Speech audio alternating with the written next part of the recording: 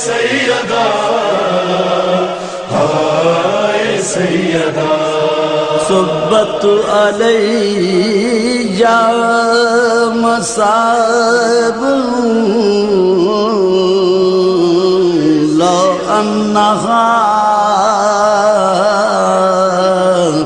صبت علی الایام سرنا لیالیا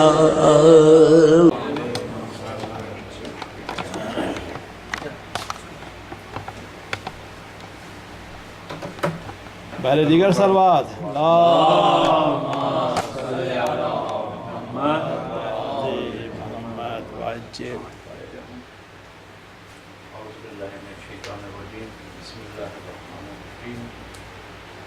الحمدللہ والصلاة والسلام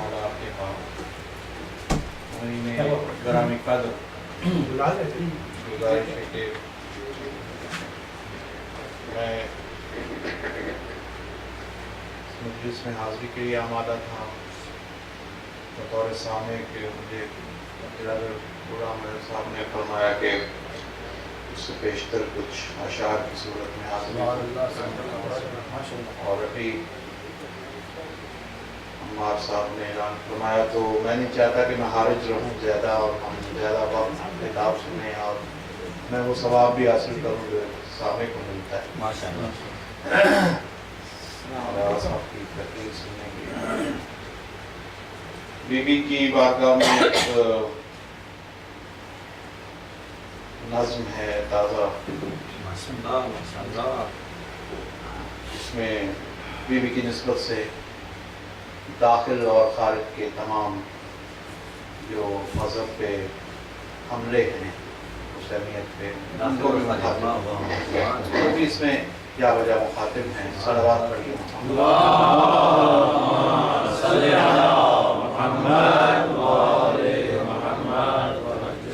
کیونکہ ان کی خواہش ہے کہ میں اس کو ترنم پڑھوں اور یہ کچھ کثرت سے ترنم یہاں پیش کر رہا ہوں خواہش کے مطابق ورنہ نظمیں اتنی تیار نہیں ہیں اس کے مطابق تو کوشش کر رہا ہوں کہ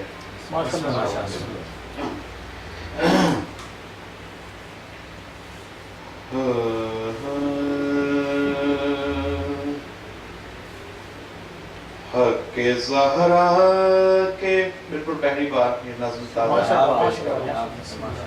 حق زہرا کے طرفدار یہ معلوم رہے سبحان اللہ سبحان اللہ حق زہرا کے طرفدار یہ معلوم رہے راہ میں ہے کئی دربار بڑا اچھا مطلب ہے واہ واہ واہ واہ کیا کہنے سبحان اللہ واہ واہ واہ واہ سبحان اللہ واہ واہ واہ واہ کیا اچھا مطلب ہے حق زہرا کے کیا کہنے بھئی کیا کہنے واہ واہ واہ طرفدار یہ معلوم رہے راہ میں ہے کئی دربار یہ معلوم رہے وہن و بدعت میرے ماتم کو سمجھنے والوں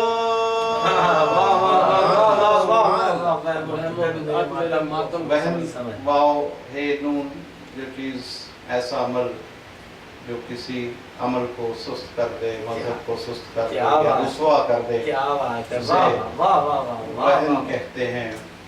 तो कई जगह से मातम को वहने मजहब कहा जा रहा है, मादा हाँ। तौहीन भी सुभान अल्लाह सुभान तमस्कुर का सबब कहा जा रहा है।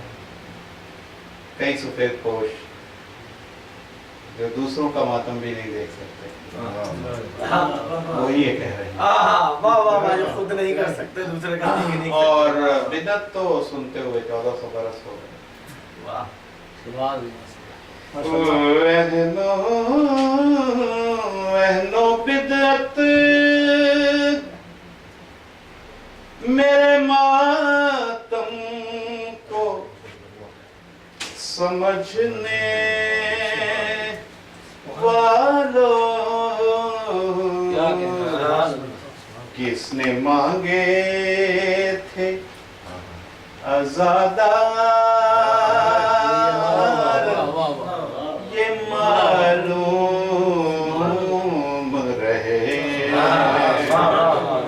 लदीफ बड़ा उमदा है ये यहाँ पे। क्या कहना है। वाह वाह वाह आजादार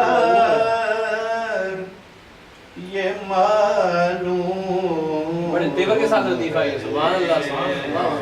बड़े आज भी मक्तल कूफा में है मुस्लिम हाय हाय हाय हाय तन्हा। हाय हाय क्या दुख है साहब। आज भी मक्तल कूफा में है मुस्लिम तन्हा। हम हैं तव्वाब वाह सुभान के मुख्तार, ये मालूम रहे। अल्लाह मियां है क्या सुभान अल्लाह मियां है। तव्वाब तंज किया आपने। वाह वाह वाह ये मुख्तार,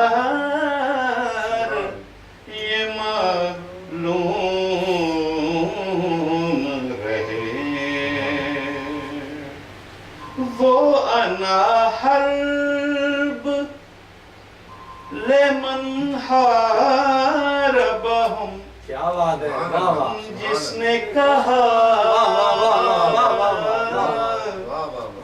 वो अना हर्ब लेमन हारबहुम,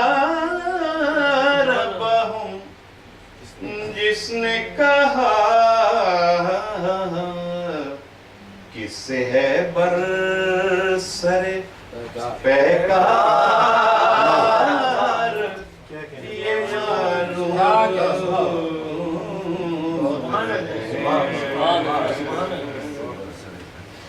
कौन इखलास में सिलमानो अबू ज़र ठहरा, कौन है सिर्फ अदाकार, ये मालूम रहे। बहुत उम्दा सुभान अल्लाह। कौन इखलास में सिलमानो अबू ज़र ठहरा,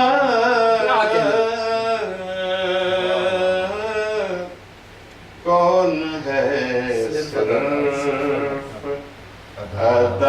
अदाकार, ये मालूम रहे। नीचे देखिए, हाथ जख्मी न करो, हाय हाय हाय थाम के हर टहनी को, क्या कहना वाह वाह वाह।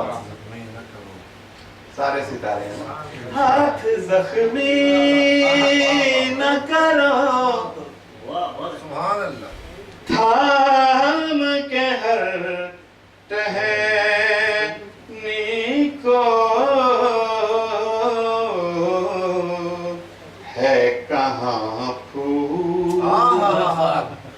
کہاں خار یہ معلوم رہے ہے کہاں پھول کہاں خار یہ معلوم رہے. اور حضور آیت ولایت کے بعد بہت لوگوں نے امیر المومنین کی کیفیت مصنوعی بنائی اور انگوٹھیاں دی. بات اور ذہن میں موضوع رہے. ہر انگوٹھی پہ درود پڑھو.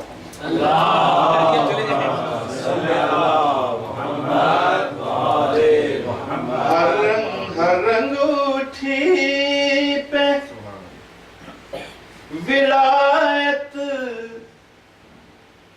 نہیں ملنے والی ان دنوں ماند ہے بازار یہ معلوم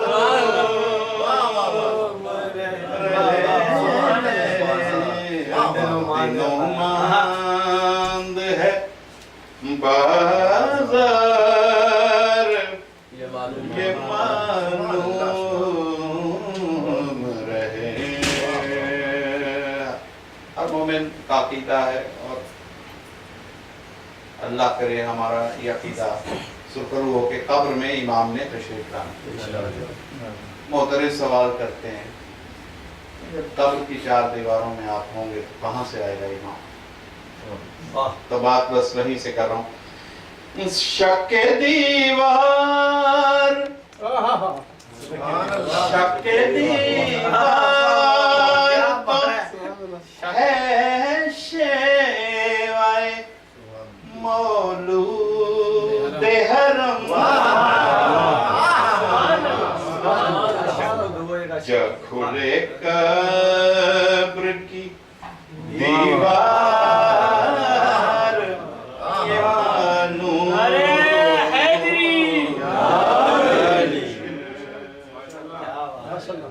جب کھلے قبر کی دیوار یہ معلوم رہے. شجرہ دو شجروں کا قرآن میں ذکر ہے. شجرہ طیب انعمت علیہم کیا ہے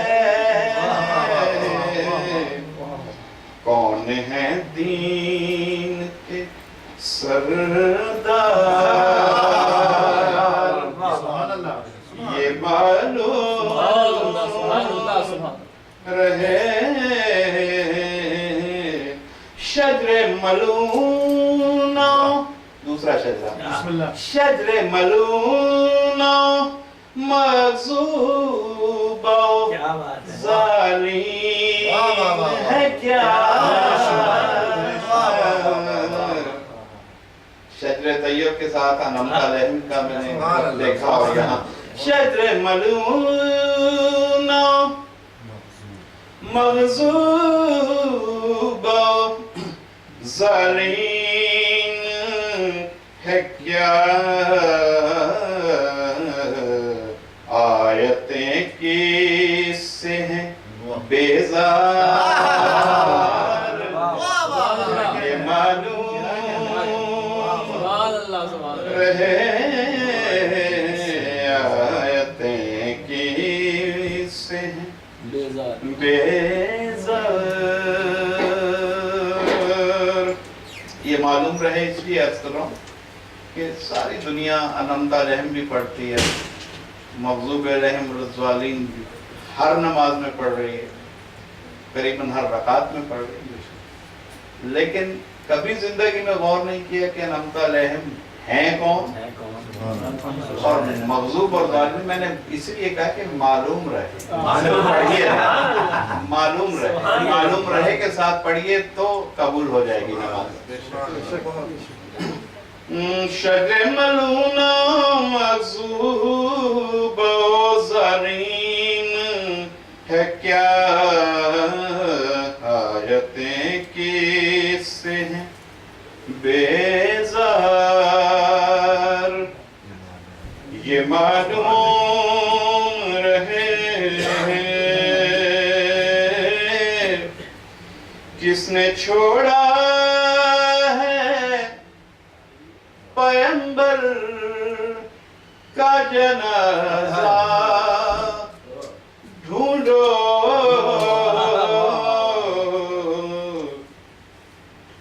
کون ہے در پہ دستار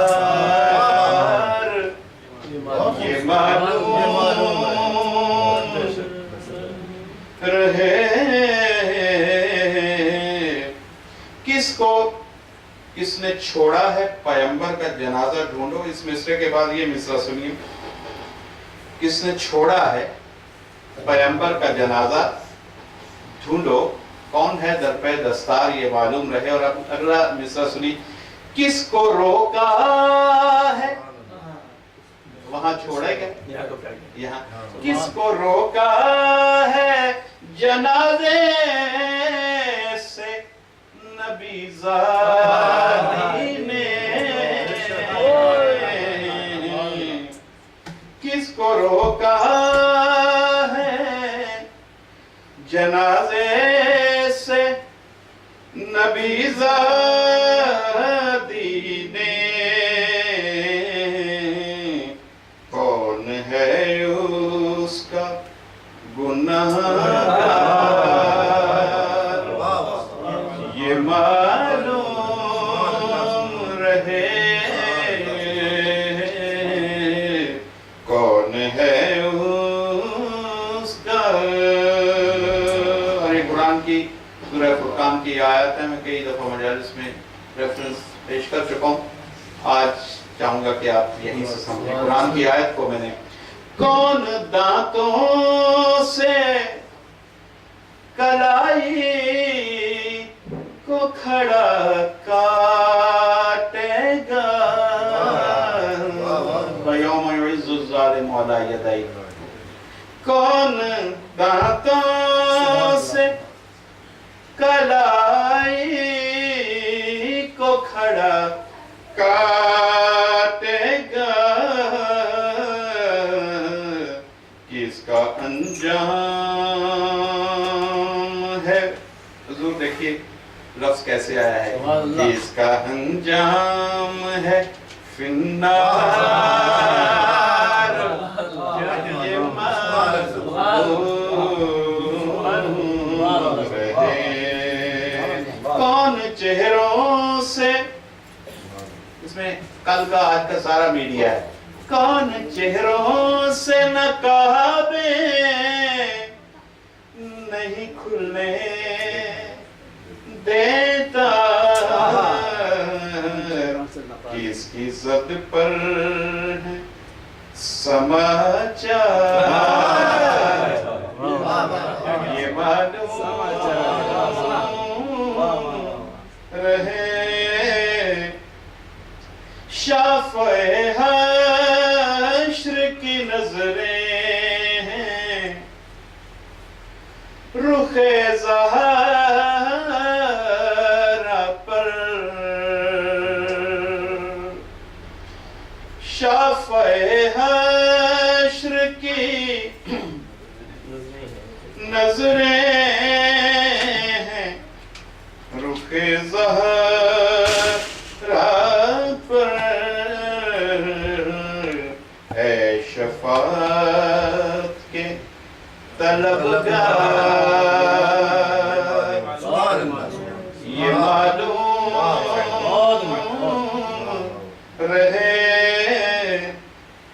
اے شفاعت کے طلبگار. بس کے دو اشعار تین آخری. اس خطیبان ولایت سے بھرے کوفے میں ہے کوئی اچھا شعر ہے حضور، واہ واہ واہ واہ واہ، کیا کہنے، یہ بڑا عمدہ شعر ہے، معلوم واہ واہ واہ، رہے ہے کوئی امید تمہیں تمہار،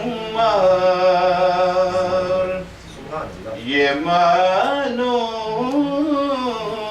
رہے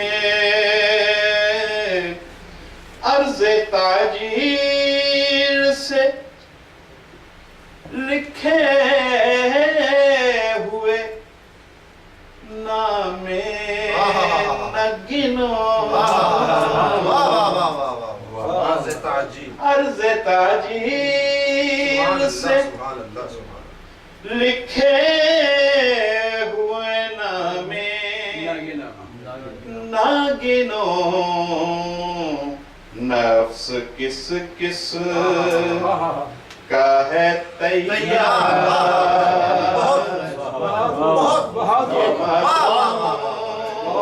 سبحان اللہ سبحان اللہ، رہے نفس کس کس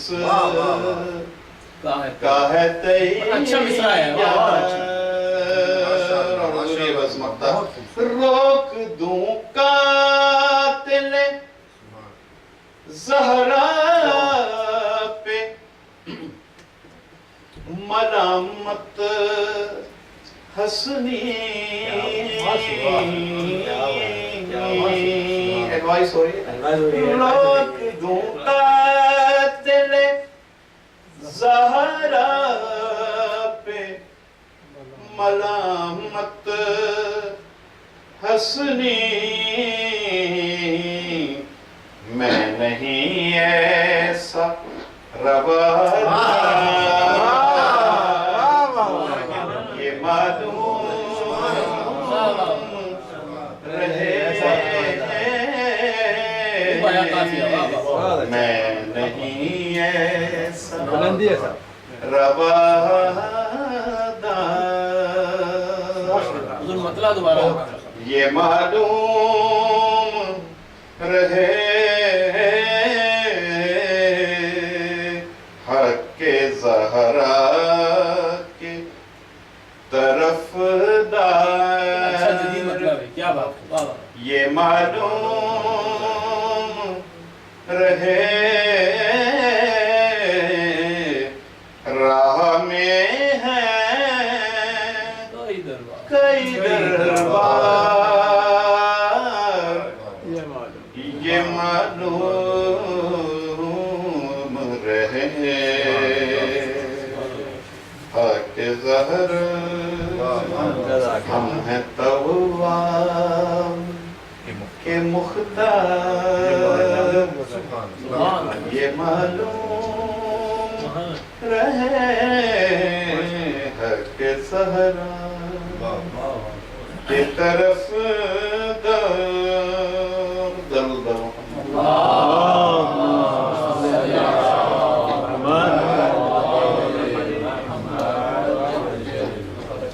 برائے تندرستی آباد بلند صلوات،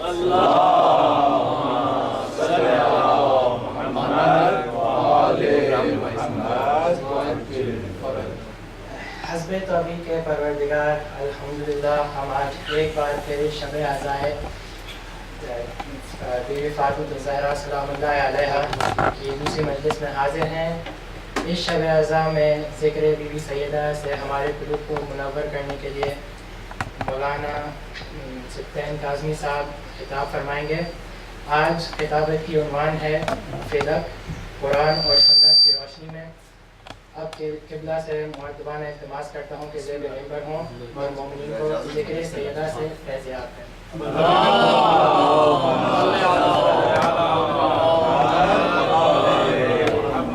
حبیب خدا ختم الانبیاء محمد صلوات،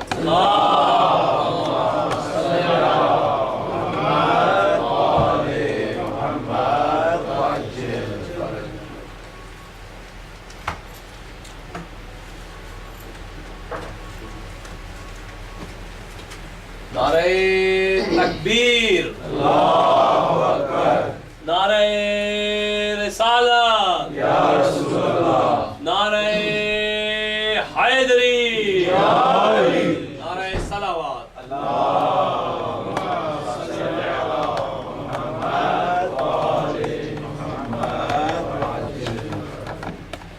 تمام شہداء اسلام کے لیے ایک مرتبہ سورہ فاتحہ اور 3 مرتبہ سورہ اخلاص. بسم اللہ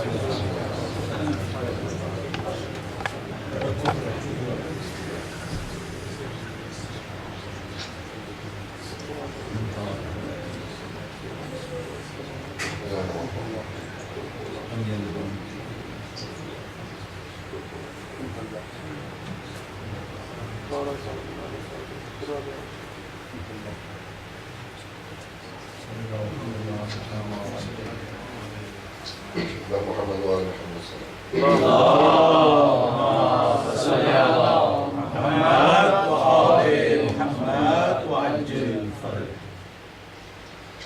ما شاء الله لا حول ولا قوة إلا بالله العلي العظيم. حسبنا الله ونعم الوكيل. نعم المولى ونعم النصير. رب اشرح لي صدري ويسر لي أمري واحلل عقدة من لساني يفقه قولي. الحمد لله رب العالمين. الصلاة والسلام على أشرف الأنبياء والمرسلين سيدنا ونبينا وحبيب قلوبنا وطبيب نفوسنا وشفيع ذنوبنا ومولانا أبي القاسم محمد.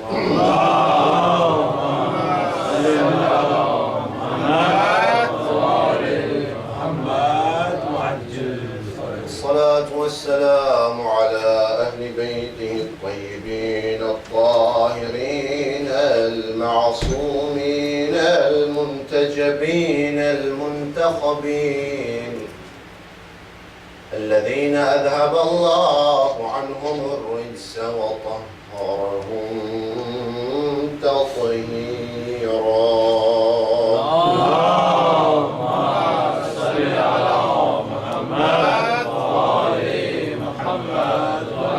رحمة الله على أحبابهم وأصحابهم وشيعتهم ومواليهم أجمعين.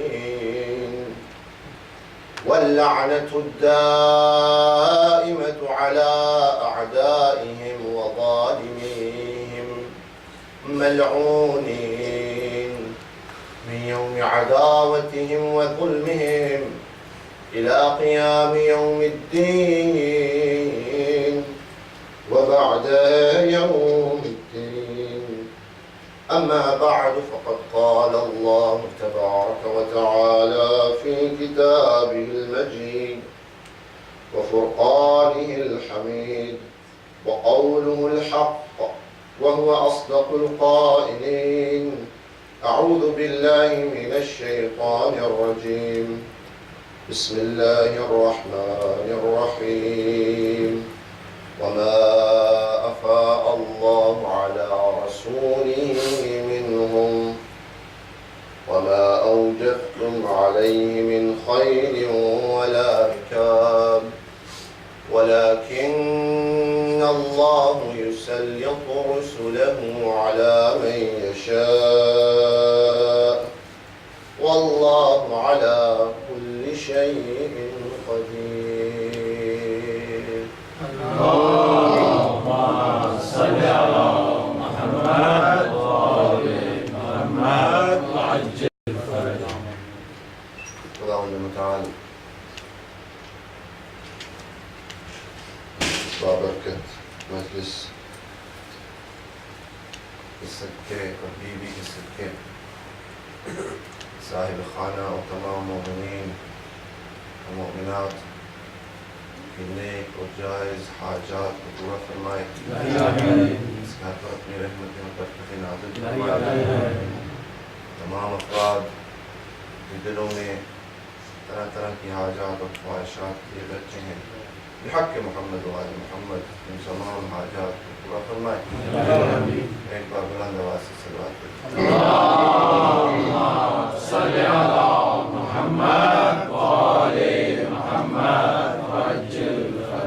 मौज़ूए सुख़न जैसा कि हुक्म हुआ है,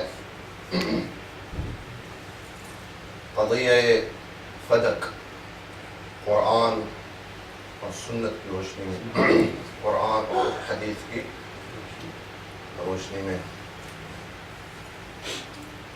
इसको क़ुरआन और हदीस की रोशनी में बयान करना आप हज़रात के सामने इसलिए ज़रूरी है कि क़ुरआन की जो क़दर और हदीस की जो मारिफत एक शिया को हुआ करती है, वो गैर शिया को नहीं। वो अफराद कि जब उनकी मर्ज़ी होती है तो वो हस्बुना किताबुल्लाह कह के हदीस को मुस्तरद कर देते हैं, और जब उनका दिल करता है तो चाहे बीबी खड़े होकर आयात कुरानी की तिलावत करती है, ला नरिस वला नूरिस की रट लगाए। इस वजह से हमारे लिए ज़रूरी है कि कुरान और हदीस, कुरान और सुन्नत, कुरान और रसूल, कुरान और अली, कुरान और फातिमा, गर्ज ये कि कुरान और अहलुल बैत अलैहिमुस्सलातु वस्सलाम को साथ साथ लेकर चलें, किसी एक को पकड़कर दूसरी राह से गुमराह ना हो जाए, कि एक से गुमराह होना कुल गुमराह। इब्तिदाई सुफ़न में आपके सामने जिस आया को तिलावत करने का शर्फ हासिल हुआ है, सूरत अल-हश्र, ये आया है, वमा अफ़ा अल्लाहु अला रसूलिही, और जो खुदा ने पलटा दिया तेरे रसूल, अपने रसूल की तरफ। अब ये ज़हन में पलटाना, पलटाई वो चीज़ रहती है जो पहले वहाँ पे मौजूद थी, फिर वापस आए। और जो खुदा ने पलटा दिया तेरे रसूल की तरफ, वो चीज़ कि जिस पर तूने अपने ऊँट नहीं दौड़ाए और अपने घोड़ों को नहीं भगाया, इसको फकत रसूल की तरफ पलटाया। वलाकिन अल्लाहु युसल्लितु रुसुलहु अला मन यशा, बस ये खुदा ही है कि जो जिस पर चाहता है अपने भेजे हुए पैगंबरों को मुसल्लत कर देता है।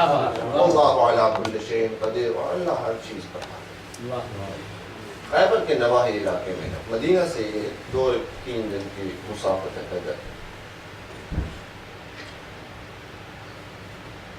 ये इलाका फदक का मौजूद। अब तारीख को भी थोड़ा सा साथ आपसे गुज़ार करना है, क्योंकि फदक एक ऐसा मौजूद नहीं है कि हर कोई जाके किताब खोल के और रोज़ उसकी तिलावत करता हो। क्या बात है। तो इसको जानना भी एक बुनियादी तारुफ भी ज़रूरी होता है। फदक इस नवाही इलाके में खैबर के साथ का इलाका है, और सन 7 हिजरी में खैबर, फतूहात खैबर के बाद रोब दबदबा जब इस्लाम का फैला, तो फदक के यहूदी जो हैं वो भी जहाँ बाकी कबीले और बाकी शहर के लोग रसूल के पास आकर या इस्लाम कबूल करते थे या आकर रसूल से मुआहिदा कर लेते थे कि हम आपके उसूलों पर कारबंद रहने को तैयार हैं, आप हमसे ये जिज़िया ले लें और हमें अपनी सल्तनत में हिफ्ज़ व अमान के साथ रहने की इजाज़त दे दें, आप हमारी जान, माल और इज़्ज़त की सलामती की गारंटी दे दें और हमसे ये जिज़िया ले लें, हम आपके रसूलों पर कारबंद हैं। और रसूलुल्लाह भी वो उसूल हुआ करते थे, उसूल ये थे, खम्र व खंजीर से परहेज, اسلامی قوانین کی کسی طرح سے بھی مذاق نہ اڑایا جائے اور کسی مقام پر بھی حکومت اسلامی کے خلاف کسی قسم کی کوئی سازش نہ کی۔ یہ ایک بنیادی چیز۔ ملکیت اسلامی اموال میں سے، اسلامی املاک میں سے، اس کی 3 قسمیں ہوتی ہیں۔ ایک وہ قسم ہے کہ جب کوئی علاقہ، جب کوئی قریہ، جب کوئی شہر، جب کوئی ملک، جب کوئی قصبہ پورے کا پورا مسلمان ہو جائے تو اس کی زمین اور اس میں موجود ہر وہ چیز جو رفع عامہ کے لیے ہے وہ اسلام کی ملکیت میں آ جاتی ہے۔ یہ ایک طریقے سے اسلام کی ملکیت ثابت ہو۔ دوسرا، مسلمان اس قصبے پر حملہ کریں اور اس کو فتح کر لیں، فتح کرنے کے بعد وہ اسلام کی ملکیت میں آ جایا کرتا ہے۔ اور تیسرا، جب اس قصبے کے لوگ اکیلے بیٹھ کر رسول کے ساتھ میٹنگ کر کے معاہدہ کر لیں تو پھر وہ اسلام کی قبضے میں آ جائے۔ تو مال غنیمت وغیرہ ہم دیکھتے ہیں، مال غنیمت آپ کی قبضے میں آ جاتا ہے۔ یہ ہر شخص کو جتنا اس نے جنگ میں حصہ ڈالا ہے اس کے مطابق اس کو دے دیا جاتا ہے۔ اب جس نے پیدل جنگ کی ہے اس کا حصہ سوار سے کم ہوگا، جس نے 1 گھوڑا ڈالا ہے اس کے 2 گھوڑے سے کم حصہ ہے۔ یہ مال غنیمت کی کے اصول ہیں۔ ایک وہ ہے کہ جس پر مسلمانوں کا حق سانجھا ہوتا ہے، چاہے آپ نے جنگ میں شرکت کی یا نہیں کی، چاہے آپ اس دور میں تھے یا نہیں تھے۔ اب اس نقطے کو سمجھیے، چاہے آپ اس غزوے میں موجود تھے یا نہیں تھے، چاہے آپ نے اس جنگ میں شرکت کی نہ کی، چاہے آپ اس دور میں تھے یا اس کے بعد پیدا ہوئے ہیں، ان املاک پر، ان خاص املاک پر آپ کا حق ہے۔ یہ ہے وہ زمین اس علاقے کی کہ جس پر ہر مسلمان کا ہے۔ مثلا مکہ المکرمہ، اب یہ ایک فقہی مسئلہ ہے جو ہمارے نظر میں ہونا چاہیے۔ مکہ مکرمہ کی زمین کسی کی ذاتی ملکیت نہیں ہو سکتی۔ مکہ مکرمہ کی زمین کسی کی ذاتی ملکیت نہیں ہو سکتی۔ آپ اس میں مکان تعمیر کر سکتے ہیں، وہ اینٹیں، وہ دیواریں، وہ کمرے، اندر رکھے ہوئے مختلف اسباب، ان کی آپ مالک ہو سکتے ہیں، ان کو آپ بیچ سکتے ہیں، ان کو آپ خرید سکتے ہیں۔ زمین کی خرید و فروخت کی اجازت نہیں ہے۔ تو مکہ المکرمہ کیونکہ اس کو مسلمانوں نے اس پر لشکر ڈال کر اور اس کو فتح کیا تھا، لہذا یہ مسلمانوں کی سازش ہے۔ چاہے آپ آسٹریلیا میں بیٹھے ہوئے، مکہ کی سرزمین پر آپ کو بھی اتنا ہی حق ہے اس پر جتنا وہاں کے بیٹھے ہوئے۔ ایک بار بلا دو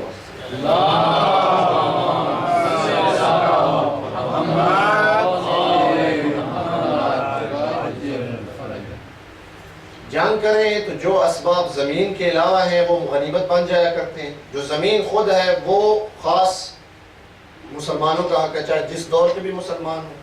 یہ اگر آپ جنگ کریں، ایک ہے آپ کی فتح جنگ کے بغیر ہو جاتی ہے۔ جب آپ کو کسی قسم کے جنگی آلات کا استعمال نہیں کرنا پڑا، گھوڑوں کا استعمال نہیں کرنا پڑا، اونٹوں کا استعمال، تلواروں کا استعمال، نیزوں کا، تیروں کا استعمال نہیں کرنا پڑا، سپاہیوں کا استعمال نہیں کرنا پڑا، سالار لشکر یا اس وقت کے سردار نے جا کر یا اس کے پاس فریق نے آ کر اور بات چیت کر کے مصالحہ کر، قرآن فرماتا ہے کہ جب ایسی مصالحت اور معاہدہ ہو تو جو چیز غیر مسلم یا کافر لا کے رسول کو دے تو وہ رسول کی ذاتی ملکیت ہوتی ہے، اس پر مسلمانوں کا کوئی حق نہیں۔ سبحان اللہ سبحان اللہ سبحان اللہ۔ اس لیے ہم دیکھتے ہیں تاریخ میں چاہے سنی کتابیں اٹھائیں چاہے شیعہ کتابیں اٹھائیں، کہیں پر نہیں ملتا کہ رسول نے فدق کو اٹھا کر اس کو خزانے کو بھی خزانے کا حصہ بنایا، بیت المال کا حصہ بنایا، نہیں ملتا کہیں پہ تاریخ میں نہیں۔ بالاتفاق سنی و شیعہ اس کو بیت المال کا حصہ نہیں بنایا۔ سبحان اللہ۔ یہ ہوگی ساتھ۔ پھر آیت نازل ہوئی وآتِ ذی القربى سبحان اللہ۔ اپنے قرابت داروں کو ان کا حق دے، اپنے قرابت داروں کو ان کا حق دے۔ وآتِ ذی القربى حق کا ہم نہیں کہا، حق کا ہم نہیں کہا، ہم ہوتی ہے جمع کی ضمیر، پلورل کو یوز نہیں کیا، سنگولر کو یوز کیا۔ حق کا ہو، ایک کوئی تیرا قرابت دار ہے دے دے اس کو۔ اب سوال یہ پیدا ہوتا ہے، آگے آتا ہے والمسکین وابن السبیل، مسکین کو بھی دے اور جو مسافر ہے اس کو بھی دے، اس کا حق۔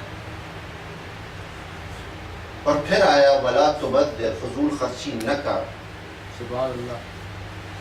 ولا تبذر تبذیرا ان المبذرین کانوا اخوان الشیاطین، فضول خرچی کرنے والے کس کے بھائی ہوتے ہیں؟ شیطان کے بھائی ہوتے ہیں۔ ابھی بھی اسی آیت کا حصہ ہے۔ اور رسول نے فضل کس کو دیا؟ برکت کے لیے نام لے لیا، سید فاطمہ الزہرا سلام اللہ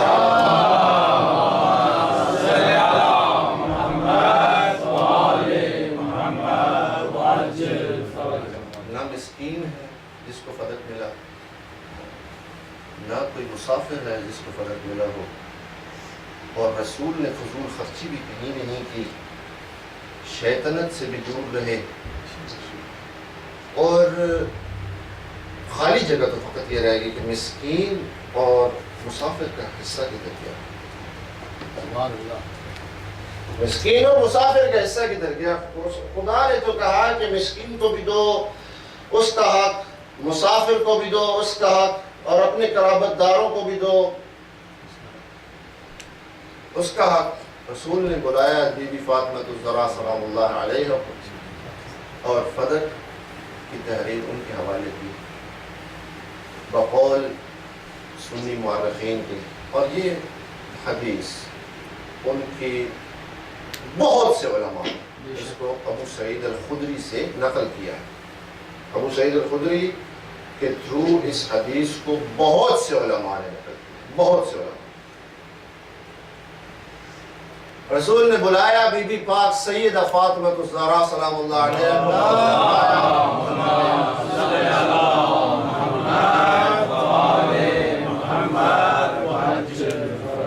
یا فاطمہ، اے فاطمہ لکی فدق۔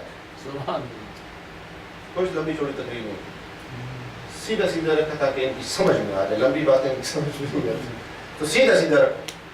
یا فاطمہ لکی فدق، اے فاطمہ صرف تیرے لیے ہے یہ فدق۔ واہ واہ واہ واہ واہ واہ واہ واہ۔ اب جو لوگ سورہ فاتحہ کی تفسیر کو فالو کر رہے ہیں وہ دیکھیں تو ایاک نعبد، نعبد کا نہیں کہا کہ ہم تیری عبادت کرتے ہیں، کہا ایاک نعبد، تیری ہی عبادت کرتے ہیں۔ لکی فدق، یہ نہیں کہا فدق لکی، صرف تیرا ہے فدق، صرف تیرا ہے لکی فدق۔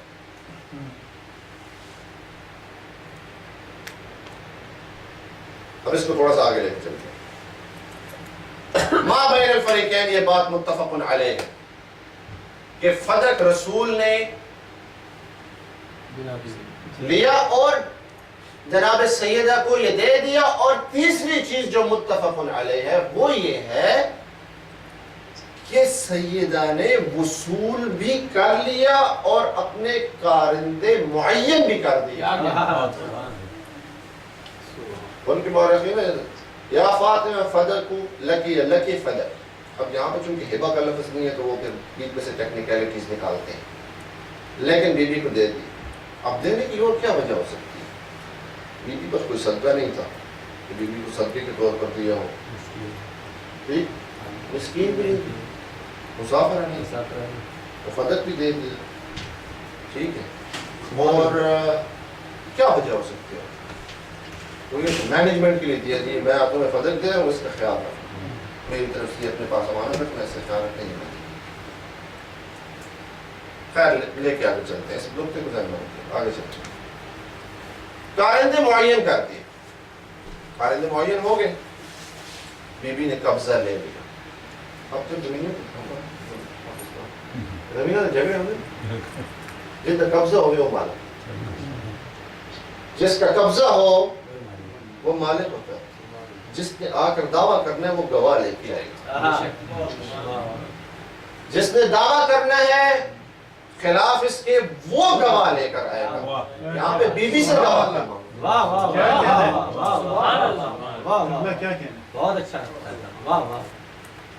ما بین الفریقین یہ متفق علیہ کہ بی بی نے اس کو وصول کر لیا, تحویل میں لے لیا, اپنے کارندے معین کر دیے, اس میں کسی کو کوئی اعتراض نہیں. رسول کا وصال ہوا, رسول کی شہادت, اور خلافت کے اس چکر سے نکلنے کے بعد پہلا عمل ان کا یہ تھا کہ فدق کو اپنے سے بولو, اور فدق کو انہوں نے بی بی کے کارندے معطل کر کے اور اپنے کارندے مسلط کر کے. بی بی کے کارندے معطل ہو گئے, اپنے کارندے مسلط کر کے. یہ بات بھی تاریخ میں متفق علیہ ہے. اس سے نہ کوئی سنی انکار کرتا ہے نہ کوئی شیعہ انکار کرتا ہے کہ ان لوگوں نے جا کر بی بی کے کارندوں کو نکالا اور اپنے کارندے معین. اس پہ بھی کسی کو کوئی اعتراض نہیں, اس پہ اس کے خلاف بھی کوئی نہیں بول. وہ بھی کہتے ہیں, ہم بھی کہتے ہیں. پہلی حکومت نے فدق چھین لیا, یہ وہ بھی مانتے ہیں, یہ ہم بھی مانتے ہیں. مسئلہ یہ ہے کہ کیا بی بی حق مانگنے جب گئی تھی تو بی بی حق پر تھیں یا نہیں تھی, یہاں پر اختلاف ہے. اختلاف ادھر. یہ بات ذہن میں رکھیں جب بھی آپ باہر ہوتے ہیں, آپ اس موضوع پر گفتگو ہوتی ہے, اور گفتگو ہمیشہ اکیڈیمک ہونی چاہیے. مناظرانہ طرز بھی انٹرٹینمنٹ کے لیے اچھی ہوتی ہے, لیکن اکیڈیمک گفتگو ہو تو وہ اس کو کسی سرے تک کو پہنچتی ہے. ان چیزوں کو اپنے ذہن میں رکھیں کہ یہ بھی ایک ضروری امور ہے جن کو سمجھنا چاہیے. پہلی حکومت نے فدق لے لی. دوسری حکومت کے بارے میں ان کے مورخین کہتے ہیں کہ واپس کر دیا. بات ماننے کو عقل گوارا نہیں ہے کہ واپس کر دیا ہو, جب لیے ہی اس نے تھا. وہ تو غریب پیسے بیٹھا ہے, اصل پلان ہی اس کا تھا, تو پھر کیوں واپس کرنا ہے اس نے؟ اگر کوئی توجیہ نکلتی ہو تو وہ یہ ہے کہ فارس اور کسرا کی حکومتیں لینے کے بعد اور قادسیہ کی جنگ جیتنے کے بعد جو اموال شریعہ آئے ہوں گے وہ اس قدر ہوں گے کہ فدق کی ضرورت محسوس نہیں ہوئی ہوگی. یہ بات ہو سکتی ہے. تو ہم کہہ سکتے ہیں کہ ٹھیک ہے, ہو سکتا ہے واپس کر دیا. اب یہ بتاتا چلوں کہ یہ بات بھی عام ایک مغالطہ ڈالا جاتا ہے کہ بی بی سید مرسلین کی دختر ہیں, مولا کائنات کی زوجہ ہیں. بی بی کہاں, فدق کہاں, 4 کھجور کے درخت 5 لے کر بی بی نے کیا کرنا تھا؟ وہ احمد کو یہ نہیں پتا کہ 4-5 کھجور کے درختوں کے ہوتے تو حکومت نے لے کے کیا کرنا. 4-5 کھجوروں کے درخت کی بات تھی تو دے دیتے, بی بی مانگ جو رہی تھی دے دیتے, تمہارا کیا جاتا تھا؟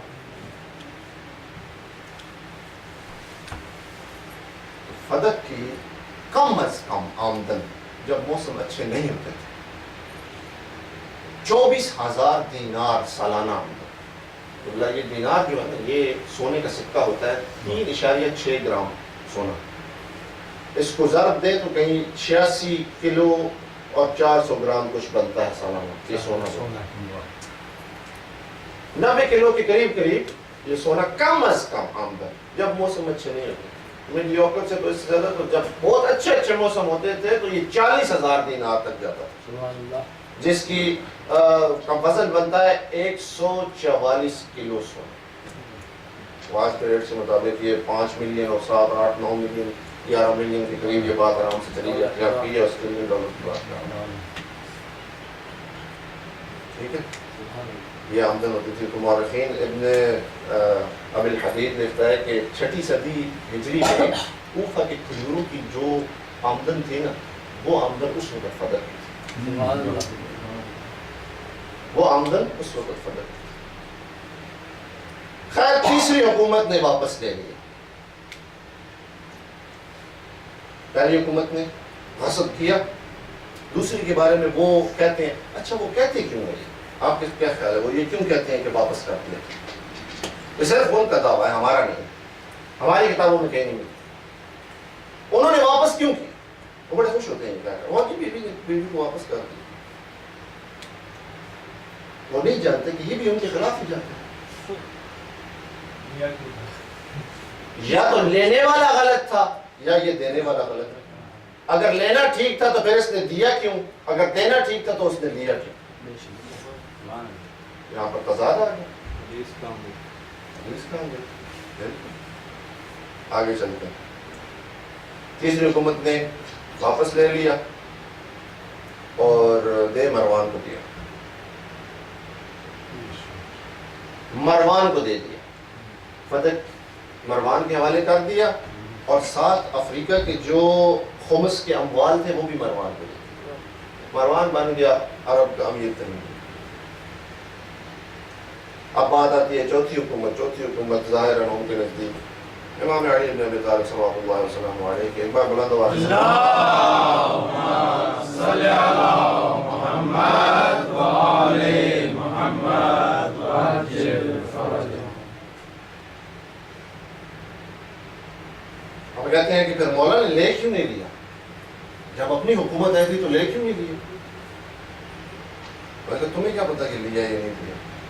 تم لوگ تو دہشت گردیوں میں مصروف تھے. بصر ابن ابی الطاد جیسے لوگ ان کو دہشت گردیوں سے فرصت تھی. کبھی یمن پہ حملہ, کبھی انبار پہ حملہ, کبھی مدینہ پہ, کبھی مکہ پہ حملہ. عبید اللہ ابن عباس کے 2 چاند کے ٹکڑوں جیسے بچے جڑواں ماں کی گود سے اٹھا کے دیوار پر دے مارے اور وہیں پہ جگہ پہ مار کے ماں پاگل ہوئی.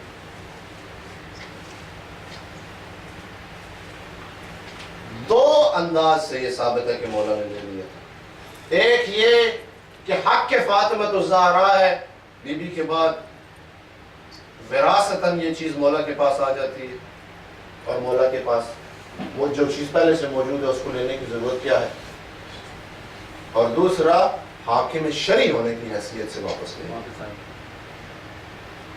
حاکم شرعی ہونے کی حیثیت سے. پھر بعد میں جب معاویہ کی حکومت آئی اس نے لیا اور اس نے اس کو 3 حصوں میں تقسیم کیا. ایک حصہ دیا مروان کو, دوسرا حصہ دیا عمر بن عثمان کو اور تیسرا حصہ اپنے بیٹے یزید کو. لعنت اللہ علیہ اجمعین. شہزادوں کے درمیان 4-5 کھجوریں نہیں تقسیم کی جاتی, بڑی بڑی جاگیریں تقسیم کی جاتی. بڑی بڑی جاگیریں تقسیم کی جاتی ہیں. یزید نے لے لیا, معاویہ نے لے لیا. پھر یزید مرا, عمر بن عثمان مرا, مروان کی حکومت آئی. جب مروان بن حکم کی حکومت آئی تو اس نے باقی 2 حصے بھی اپنے پاس رکھ لی. مروان سے بات چلی آگے, عبد الملک آیا, سلمان آیا, سلمان کے بعد عمر بن عبدالعزیز آیا. عمر بن عبدالعزیز ایک پرہیزگار آدمی تھا, ایک شریف النفس انسان جو جس کا استاد کیونکہ محب اہل بیت تھا تو اس کے دل میں بھی محبت اہل بیت موجود تھی.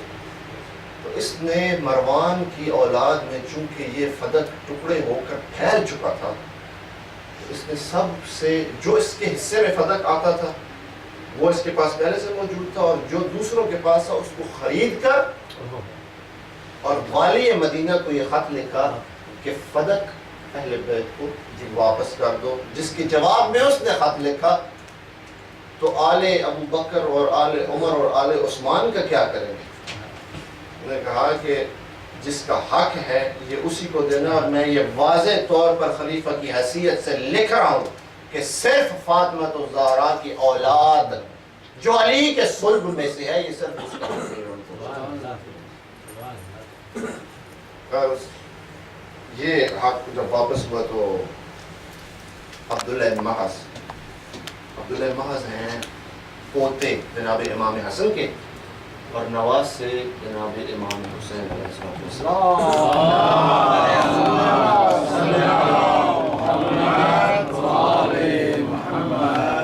یہ والد ہیں حسن مسنہ، والدہ ہیں فاطمہ کبریٰ، اور فاطمہ کبریٰ بیٹی امام حسین کی، اور حسن مسنہ بیٹے ہیں امام حسن کے۔ عبداللہ محض کے پھر آگے فرزند محمد نفس زکیہ ہیں، جن کے آگے سے فرزند پھر عبداللہ جو کہ پھر سندھ آئے، اور عبداللہ شاہ غازی آپ کا پہلا سید شہید جو سندھ میں کراچی میں۔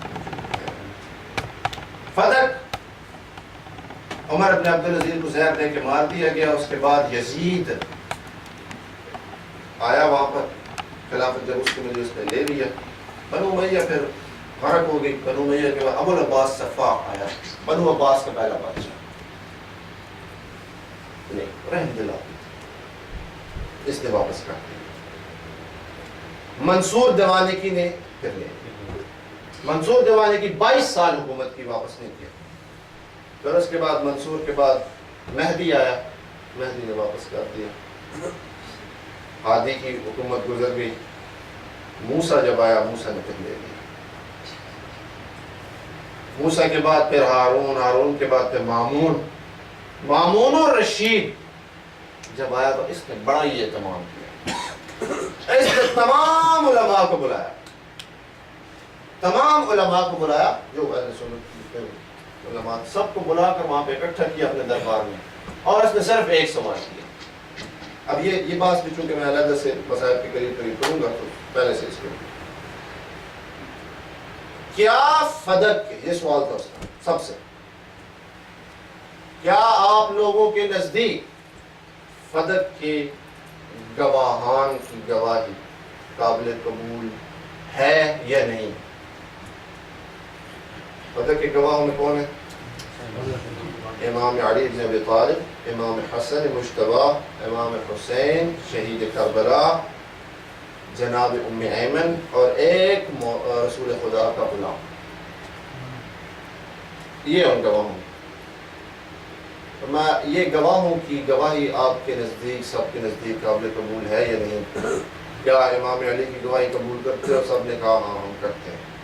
کیا حسن مجتبی کی گواہی قبول کرتے ہو؟ سب نے کہا ہم کرتے ہیں۔ کیا حسین ابن علی کی گواہی قبول کرتے ہو؟ ہاں ہم کرتے ہیں۔ کیا ام ایمن سے تمہیں کوئی اعتراض ہے؟ تمہاری تاریخ میں کہیں ام ایمن کے خلاف کوئی بات ہو؟ نہیں۔ قبول کرتے ہو؟ ہاں قبول کرتے ہیں۔ کیا رسول کے غلام سے تمہیں کوئی خار ہے؟ نہیں۔ قبول کرتے ہو اس کی گواہی؟ ہاں قبول کرتے ہیں۔ اس نے کہا ان ایویڈنس کی روشنی میں یہ فدق میں آل رسول کو واپس کرتا ہوں، جس طرح اس نے سب یہ لکھا، اس نے خط لکھا، والی مدینہ کو جب اس نے خط لکھا، اس نے کہا کہ میں سنت رسول پر عمل کرتے ہوئے جس طرح رسول نے اپنی بیٹی کو یہ ہبہ کیا تھا، اسی طرح میں بھی آل رسول کا حق ان کو واپس کرتا ہوں۔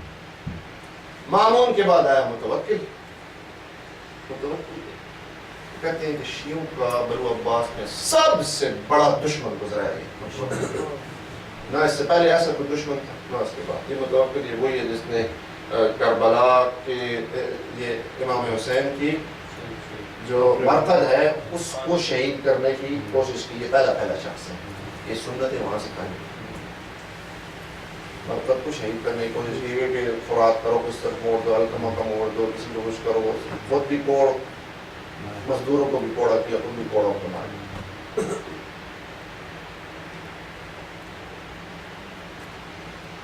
متوکل کے بعد فدق کا کچھ پتہ کہاں گیا، اس نے دیا، اس کے بعد سے اب تک تاریخ خاموش۔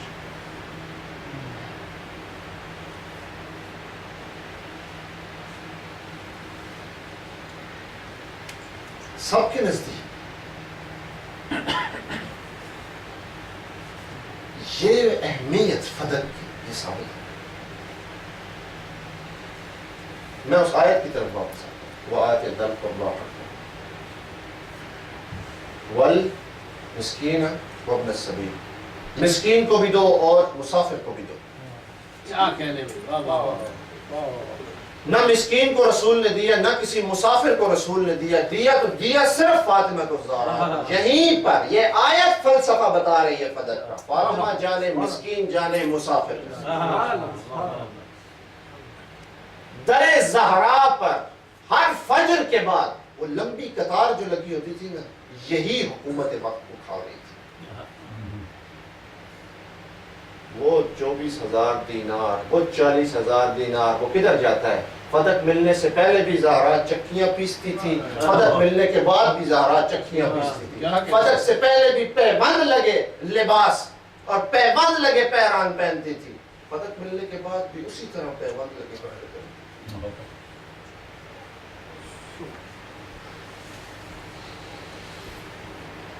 کہاں جاتا ہے؟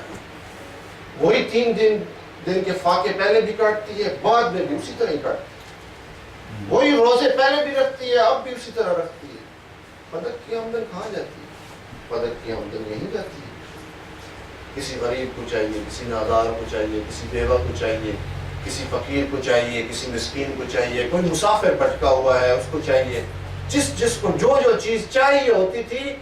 سخاوت علی ابن ابی طالب اور سخاوت فاطمہ الزہرا پورے عرب میں ایسے مشہور تھی کہ لوگ دور دراز سے آیا کرتے تھے۔ ایک چھوٹا سا واقعہ، اس کے بعد آپ کی زحمت میں تمام کروں گا۔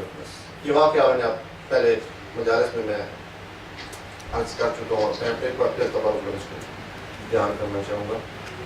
امام علی ابن ابی طالب صلوات اللہ وسلم علیہ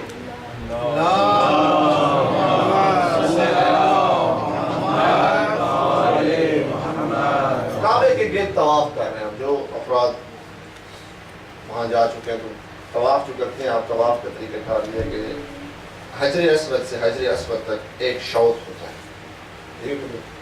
میری اصلاح فرمائیے گا، آپ کو حاجی لوگوں میں حج نہیں کیا۔ شوط سے شوط تک ایک حجر اسود سے حجر اسود تک ایک شوط ہوتا ہے، 7 شوط کا ایک طواف ہوتا ہے۔ ایک طواف وہ کعبہ کے گرد 7 طواف کرتے ہیں، وہ طواف نہیں، طواف 7 چکروں کو ایک طواف ہوتا ہے۔ طواف کر رہے ہیں، انہوں نے اپنا طواف شروع کیا، پہلا شوط شروع کیا تو میزاب رحمت، میزاب ہوتا ہے پرنالہ، میزاب رحمت کے نیچے کھڑا ہوا ایک شخص دعائیں مانگ، مولا جب گزرتے ہیں اس کے پاس سے رفتار ایسا کر لیتے ہیں، کان کو قریب کر کے سنتے ہیں، اس کی دعائیں سنتے ہیں، ایسی میٹھی میٹھی دعائیں کر رہا ہے، خدا کی بڑائیاں ایسے خوبصورتی سے بیان کر رہا ہے، پاکیزگیاں خدا کی، تسبیح و تحلیل کا جو انداز ہے اس کا مولا کو بڑا پسند ہے۔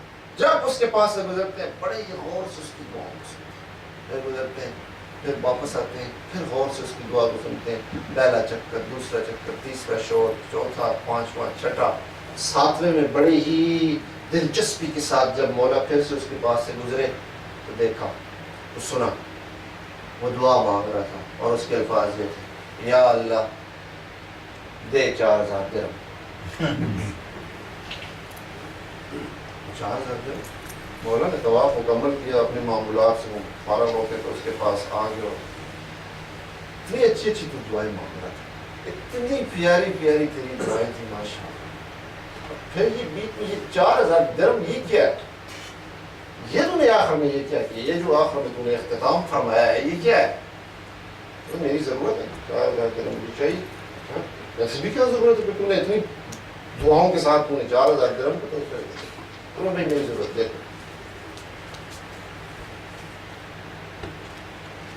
میں غریب آدمی، میرے پاس کچھ نہیں، 1000 درہم کا میں مقروض ہوں، میں نے قرضہ ادا کرنا ہے،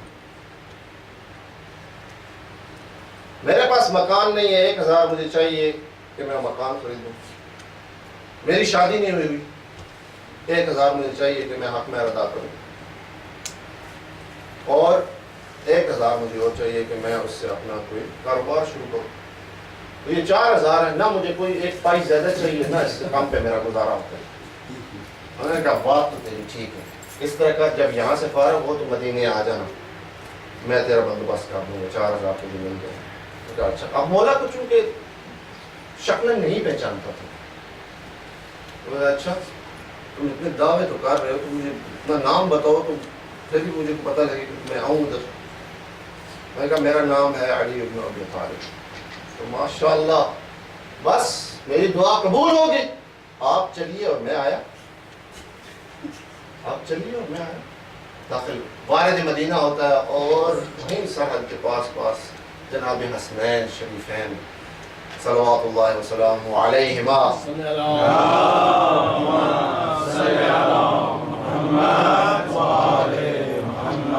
وہیں مدینہ کی گرمیوں میں مل جاتے ہیں. تو پوچھتا ہے کہ علی ابن ابی طالب کے گھر کی طرف آپ ہمارے ساتھ چلے. ہم آپ کا نام کیا؟ میرا نام حسن. آپ کا نام؟ میرا نام حسین. میٹھی میٹھی زبانیں، اس کا سوال کرنے سے جی نہیں کرتا. وہ بار بار پوچھتا ہے آپ کا نام کیا ہے؟ اچھا آپ کے والد کا نام کیا ہے؟ آپ کی پاک ماں کا نام کیا ہے؟ آپ کے نانا کا نام کیا ہے؟ اچھا آپ کے والد کا کیا نام آپ نے بتایا تھا؟ اچھا آپ کا کیا نام ہے؟ وہ بار بار پوچھے یہاں تک کہ گھر کی پہنچ گیا اور بار بار سوال کر. امام اندر جاتے ہیں، جا کر اور اپنے والد بزرگوار امیر المؤمنین علی بن ابی طالب علیہ السلام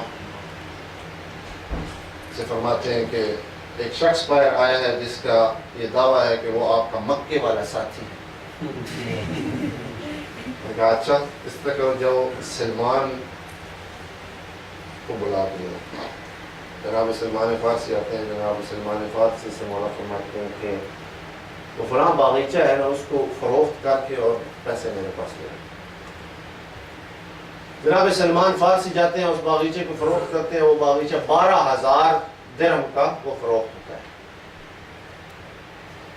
مولا بھی اسی طرح مدینے کی گلیوں میں موجود ہیں. وہ 12000 درہم وہیں پہ کہیں پہ جو ہے وہ شخص بھی موجود ہے جس کو 4000 درہم دینے ہیں. مولا کے ساتھ ساتھ یہ سلمان ادھر سے رقم لے کے وارد ہوتا ہے. یہ 12000 درہم ہوگا، یہ صرف 12000 کی ہے. اور مولا نے لے کے 4000 دے. یہ تیری ضرورت ہے کیا؟ اب بی بی پاک سیدہ فاطمہ الزہرا سلام اللہ علیہا گھر میں انتظار کر.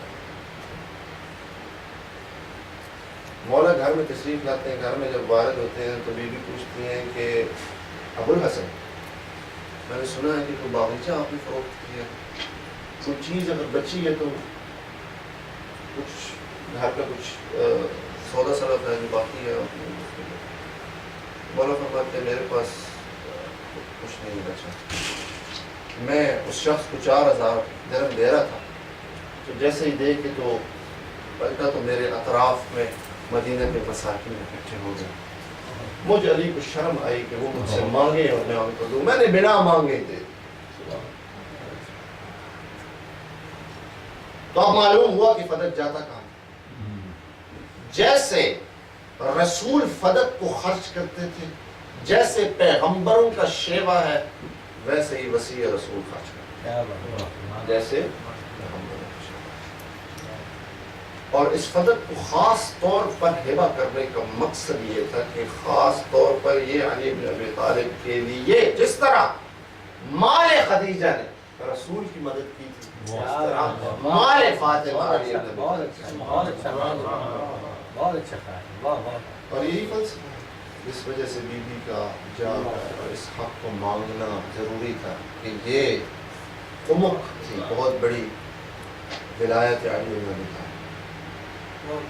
اس کا تعلق جب ولایت کے ساتھ ہو تو یہ فقط مادی پیسے کی بات نہیں ہوتی، اس کا تعلق مانوی ہو جاتا ہے، اس کا تعلق اعتقادی ہو جاتا ہے. اچانک سے نہیں بھی.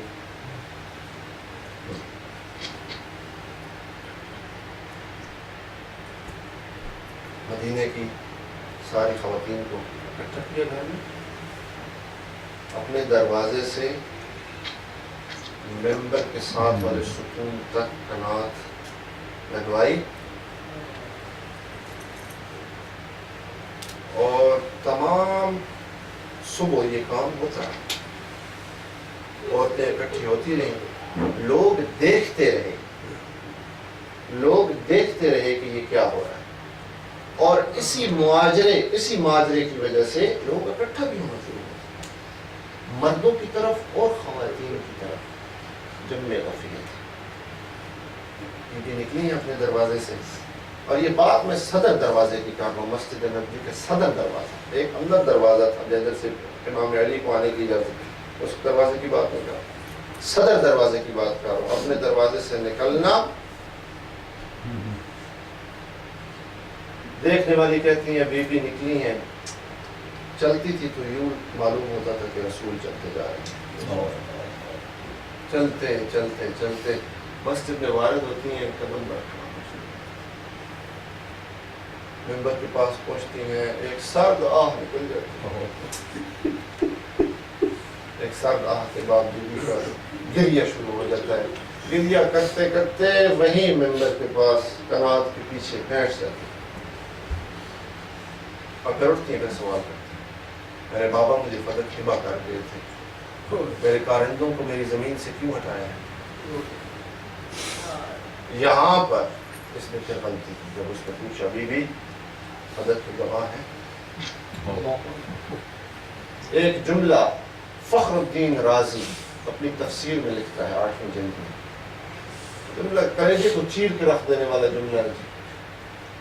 جب بی بی نے کہا نا کہ میرے علی گواہ ہیں, میری ام ایمن گواہ ہے, میرے بابا کا غلام گواہ ہے, میرے حسنین گواہ ہیں, فدق بابا مجھے ہبہ کر گئے تھے. بی بی علی آپ کے شوہر ہیں, وہ آپ کے حق میں ہی بات کریں گے. جناب حسنین بچے ہیں, ان کی گواہی قبول نہیں ہے. ام ایمن ایک خاتون ہے, ایک خاتون کی گواہی کافی نہیں ہے, اور غلام ایک ہے, اس کی گواہی کافی نہیں ہے. یہاں پر اضافہ کرتا ہے فخر الدین رازی, اس جملے کا اضافہ کرتا ہے کہ ابو بکر نے کہا اس کے بعد کہ جب یہ گواہ کافی نہیں ہے تو میں آپ کی بات پر یقین کیسے کروں؟ اس سے بڑا کوئی کفر ہے. جس کا بابا کھڑا ہو اور کہے کہ مجھے صادق و امین مانتے ہو, اگر میں کہوں کہ اس پہاڑ کے پیچھے ایک لشکر موجود ہے, کیا میری بات مان لو گے؟ ہاں مان لوں گا, ہاں مان لیں گے ہم.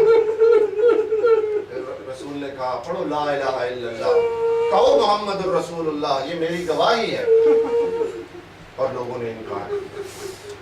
موسی صادق کو امین کی صدیقہ بیٹی, طاہرہ بیٹی کھڑی ہے ممبر کے پاس, مانگ رہی ہے اپنا حق, اور یہ جواب آتا ہے کہ آپ کی بات پر یقین کیسے کریں؟ جانتے ہیں کہ یہ معصومہ ہے, جانتے ہیں کہ یہ طاہرہ ہے, جانتے ہیں کہ یہ صدیقہ ہے, پھر بھی کہتے ہیں آپ کی گواہی کو قبول کیسے کریں؟ علی کہتی ہیں اچھا ٹھیک ہے, میری گواہوں کو نہیں مانتے.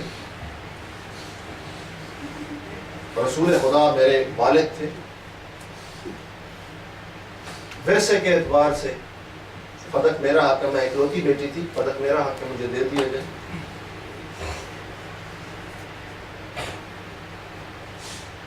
تو کہتے ہیں کہ ہم نے تیرے بابا سے سنا ہے, بی بی ہم نے تیرے بابا سے سنا ہے, نحن معاشر الانبیاء لا نرث ولا نورث ما ترکناہ کل ما ترکناہ صدقہ, کہ ہم گروہ انبیاء نہ کسی سے ورثہ پاتے ہیں اور نہ کسی کو ورثہ دیتے ہیں, جو ہم چھوڑ جائیں وہ صدقہ ہوا کرتا ہے. امام علی ابن ابی طالب نے اس مقام پر اٹھ کر اور ایک انتہائی سخت بات کہا کہ یہ حدیث جو تو نے بیان کی ہے, اس کا گواہ جو تو نے ہمارے سامنے پیش کیا ہے, وہ گواہ وہ ہے کہ جو رسول کے دور میں بھی صحراؤں میں اپنے پیر پر بیٹھ کر پیشاب کیا کرتا تھا. ابن الحدثان اس کو کہتے تھے, حدث اصغر پیشاب کو کہتے ہیں اور حدث اکبر پاخانے کو کہتے ہیں. ابن الحدثان جو اپنے ہی پیروں پر پیشاب کر دیا کرتا تھا اور پخانہ کر دیا کرتا تھا. مولا نے یہاں تک کے الفاظ میں جو اپنے پیشاب سے وضو کرتا ہو, اس کی گواہی تو قبول کر رہے اس حدیث کے لیے, اور وہ جس کی طہارت و عصمت کا خود خدا گواہ ہے, وہ تجھے سچی نظر نہیں آتی؟ پھر بی بی نے کہتے ہیں کہ جب علم بھی ہو، ہر چیز کو جانتی بھی ہو، پھر بھی یہ سوال کر رہی ہے، بڑا کلیجہ ہے۔ جب جواب جانتی ہے اور پھر بھی سوال کرے نا، بڑا دھن کی۔ فرماتی ہیں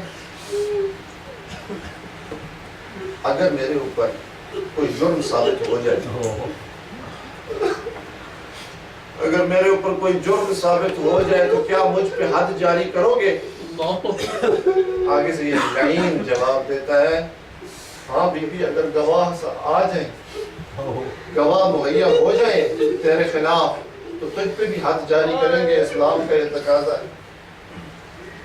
اور بات یہ کذبت ولعنت، جھوٹ بولتا ہے تو، کمینگی کرتا ہے، میری عصمت کی گواہ اور خدا کی ذات۔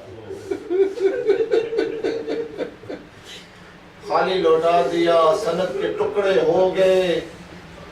یہ سند کے ٹکڑے تھے جس وجہ سے خلافت امیر المؤمنین امام علی بن ابی طالب نے رسول کی لکھی ہوئی وہ خلافت والی سند ان کے حوالے نہیں کی تھی کہ دیکھ چکے تھے کس طرح سے توہین کی جاتی ہے رسول کے لکھے ہوئے۔ واپس آ گئے گھر میں اور خالی ہاتھ، ساتھ حسن بھی ہیں، حسین بھی ہیں۔ پوچھتے ہوں گے ماں سے روتی کیوں ہے؟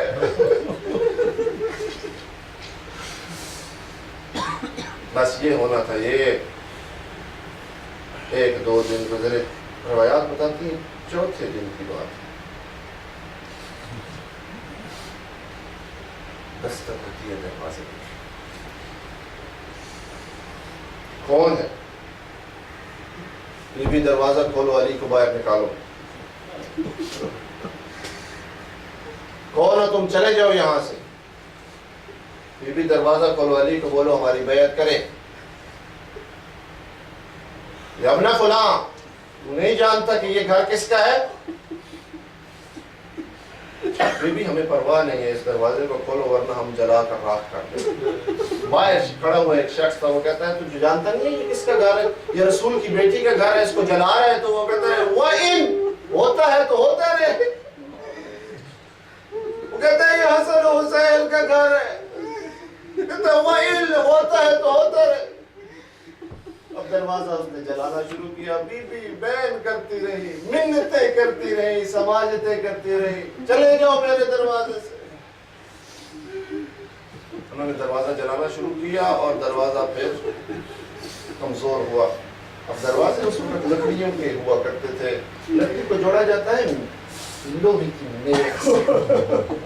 جب آگ لگتی ہے نا تو لکڑی جلتی ہے اور وہ راکھ ہوتی ہے، میخ سرخ لال ہوتی ہے، وہ راکھ نہیں ہوتی۔ یہ لعین دروازے کے پیچھے کھڑا ہو کر بی بی کی صداؤں کو نہیں سنتا۔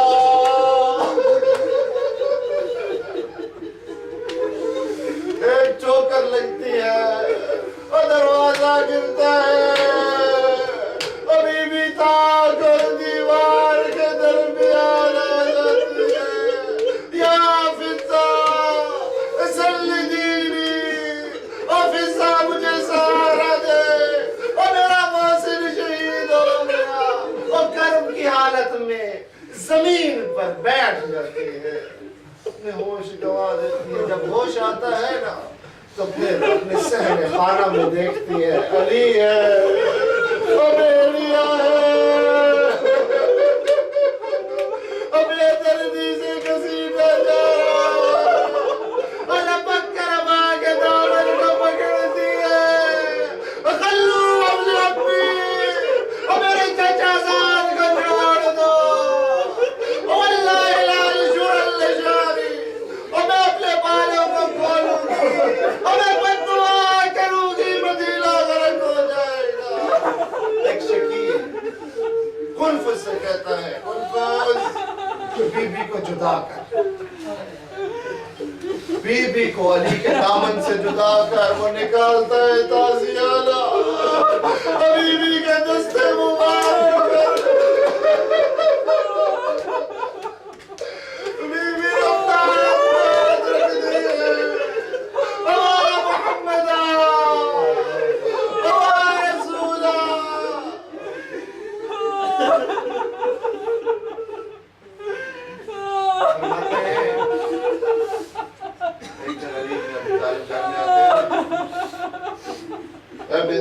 اکبر لوگوں کی طرف سے ایک پیغام کیا لوگ کہتے ہیں رونے کا کوئی ایک وقت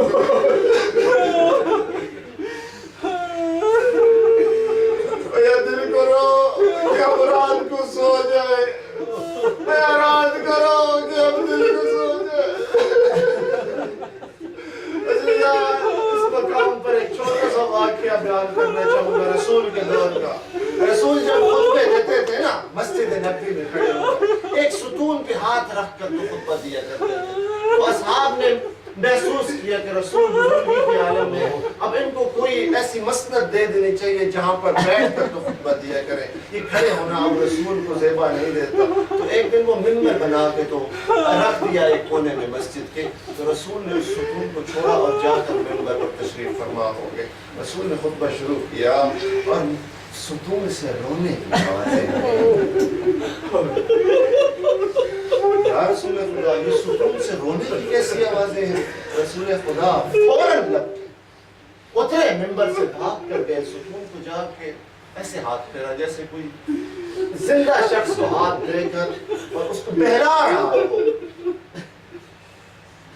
فرماتے اتنا عرصہ اس کے پاس میں کھڑا رہا اس کو پکڑ کر میں خطبہ دیتا تھا یہ مجھ سے مانوس ہو گیا اب میں تھوڑی دیر کے لیے اس کو چھوڑ کر اور منبر تک گیا ہوں تو اب اس نے رونا شروع کر دیا شاید میری اب کوئی وقت نہیں رہی پھر رسول نے ستون کو مخاطب کیا اور کہا تو جنت کے درختوں میں سے ایک درخت ہے کھجور کے درخت کا ستون تھا تو جنت کے درختوں میں سے ایک درخت ہے میں تجھ سے راضی ہوں میں قربان جاؤں دفتر رسول میں اور کیسے اپنا رونا روکے اور جس کا بابا اور رسول خدا جیسا ہو اور جس کو روکنے والے اس کو کہ یا رات کرو یا دل کرو یہاں پر اپنی مجلس سے خود پڑھتی ہے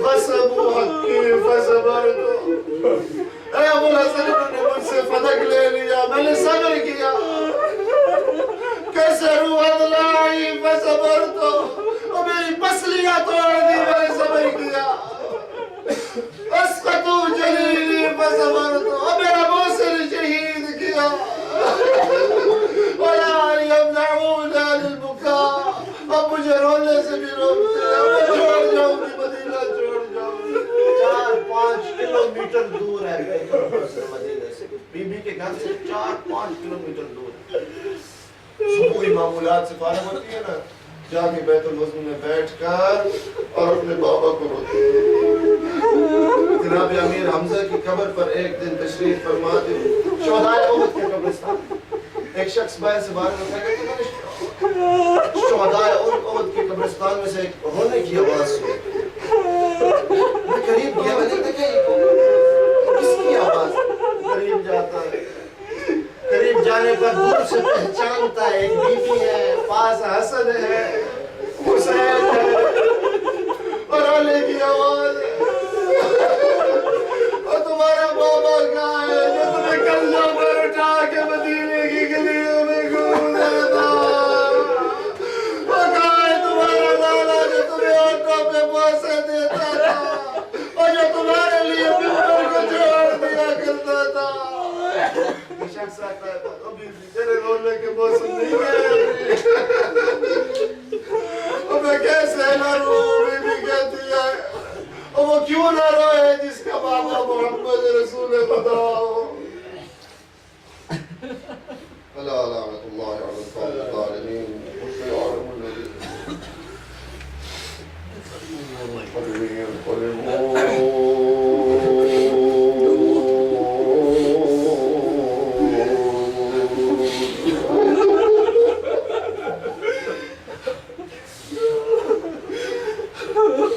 يا فاطمة الزهراء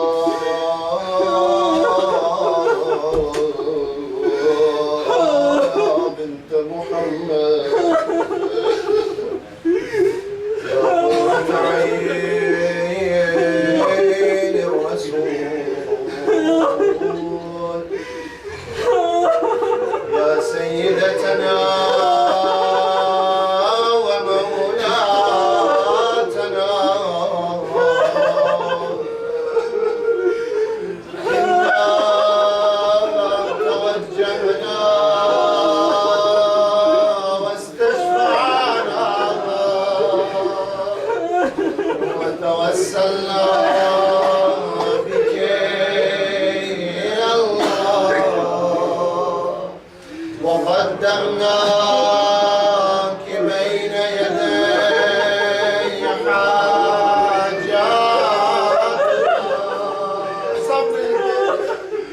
يا وجيها عند الله اشفع لنا ملكك يا بلند يا وجيها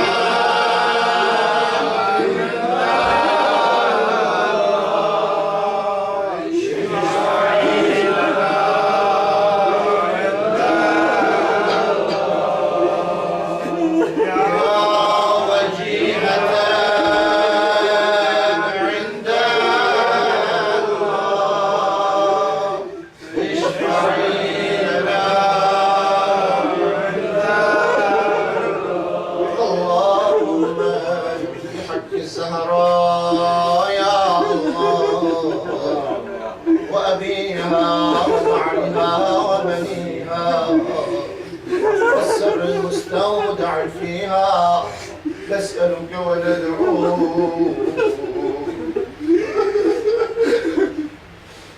باسمك العظيم الأعظم الأعز الأجل الأكرم بفاطمة الزهراء يا الله يا الله يا الله يا الله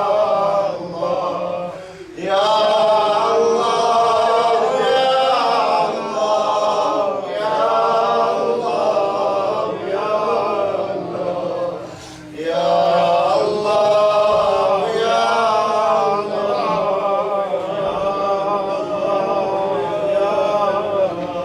پروردگار حق محمد وآل محمد بحق الزهراء يا الله تجھے زہرا کی شکست پہلو گوازدہ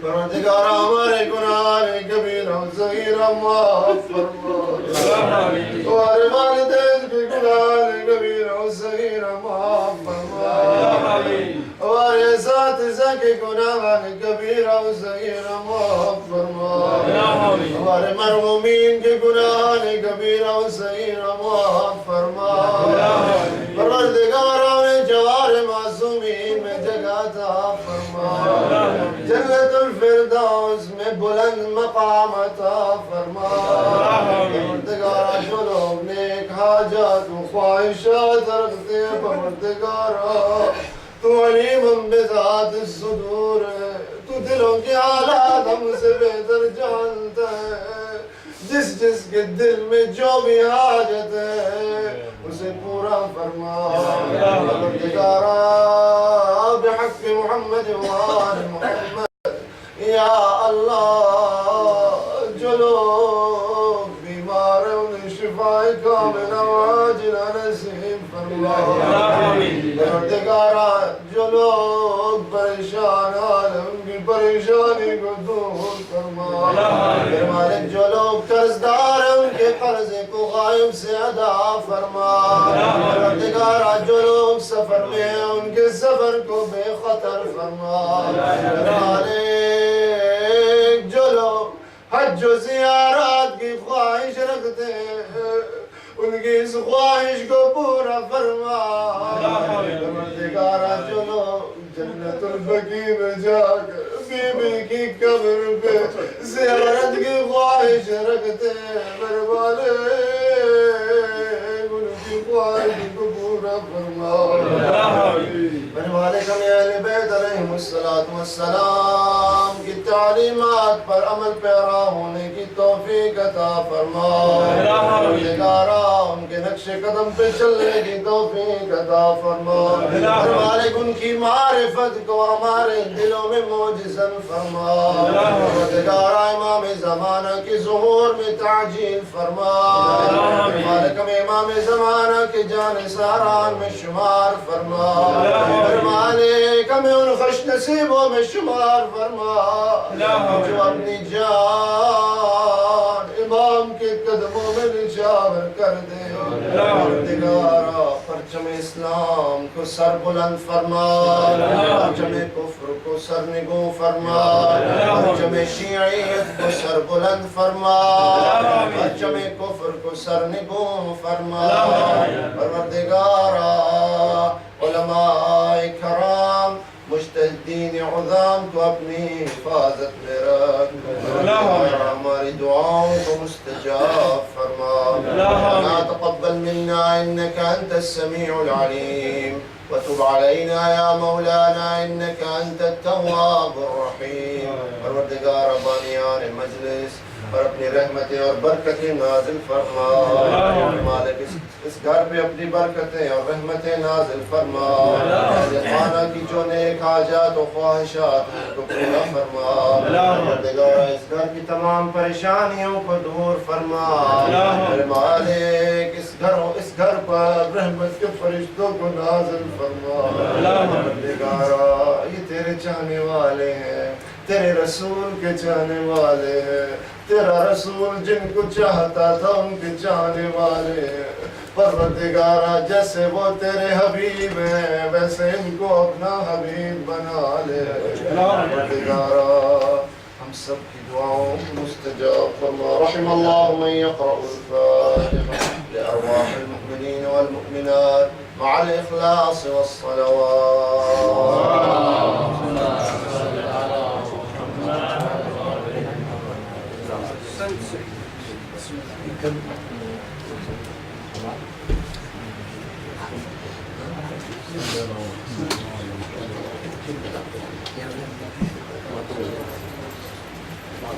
ماتم حسین